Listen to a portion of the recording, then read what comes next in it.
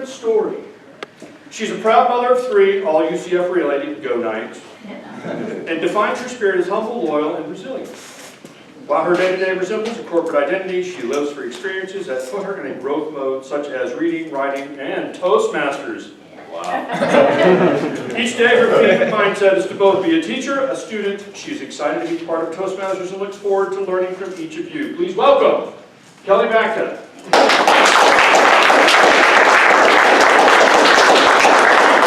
Good morning, everybody. Good morning. Toastmasters and guests. I would like to share a story with you, and thank you very much for welcoming me into this club. It has been a beautiful journey. I'd like to take you on my journey and how my icebreaker speech will go today. So, the immigrant story begins with chapter 1, coming to America. My parents, and in fact my dad, came over to the United States in the early 70s on his own.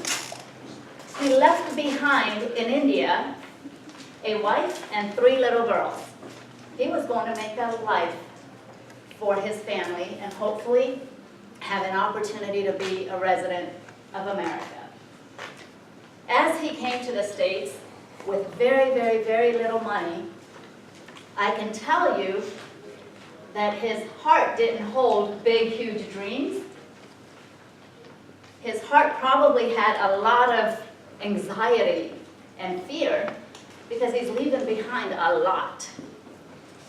So the epitome of courage, he comes to Washington, D.C. because he's invited by the government as a civil engineer.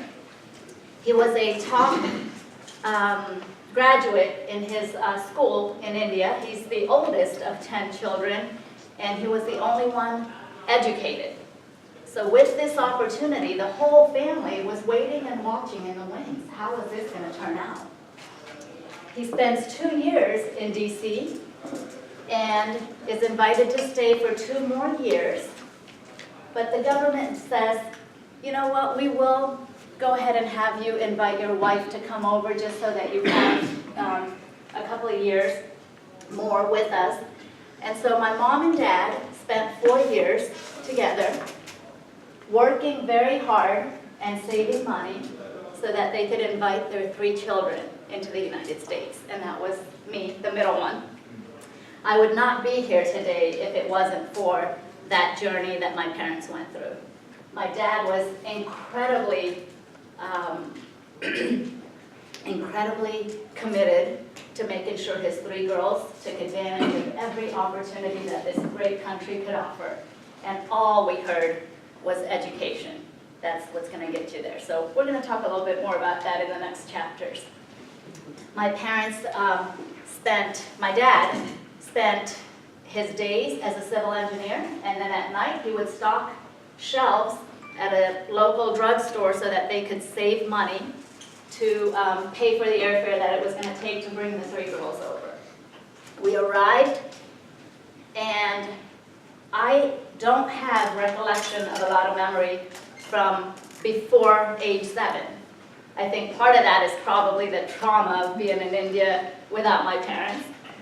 But what I do remember as a kid leaving India in a small village was a lot of family members and a lot of the other kids saying, "You're so lucky, you're going to America." And for months and months and months I was calling America, because that's all I heard. I'm like, "Oh, that's America, I'm going to America, that's where I'm going to America." And as a 7-year-old, my imagination was, what would America be like? Would there be trees there? Would there be a land of just kids, nobody, no adults? Am I going to be okay? Well, I couldn't even recall how my parents were because I was so little when my dad left, and then the drama and the trauma of when my mom left. And all I kept thinking about was, I can't wait to meet my parents. So fast forward to chapter 2. My dad's motto, education, you 3 girls will. Nobody talks about getting married. Nobody talks about doing anything other than making sure that you get a great education. So chapter 2, packing for Houston. my dad and my mom. My mom, humble, very humble, taught me humble and gratefulness, but very culture-driven. They had left behind all their family and all the things that they relate to from a heritage standpoint. And one thing that was not going to happen to their 3 girls was that they were not going to lose who they were and where they came from.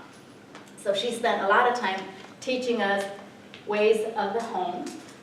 And unfortunately, none of the 3 girls were interested in learning how to cook or clean. And we had our dad backing us going, they don't need to know that. They're going to get an education and they're going to be professionals. They don't need to learn how to cook and clean. Yes, Dad, that's right. So packing for Houston was an opportunity for my dad because he served in D.C. The government was gracious enough to allow him to go from the government sector in his role and take on a private job, if you will. So his career as an engineer started in Houston, Texas, and we relocated to Houston, which I still call that my home today. And in Houston is where I grew up. Middle school, high school, went to University of Houston. My family is still deeply rooted in Houston, Texas. My sisters, my parents, tons of family, tons of cousins. As I was growing up through school, as I mentioned, education and making sure that focus on school was everything. I did not think there was another kid that existed that had so much that they had to just write out and focus on. So beyond education, marriage comes along after I got my college degree.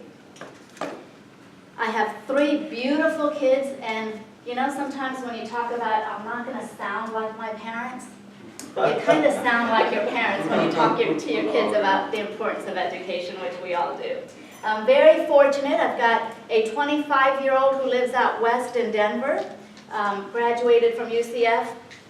This year, I'm lucky, my pocketbook is very lucky because I've got 2 kids at UCF, a senior at UCF and a freshman at UCF, and just a fantastic full circle to where I am today.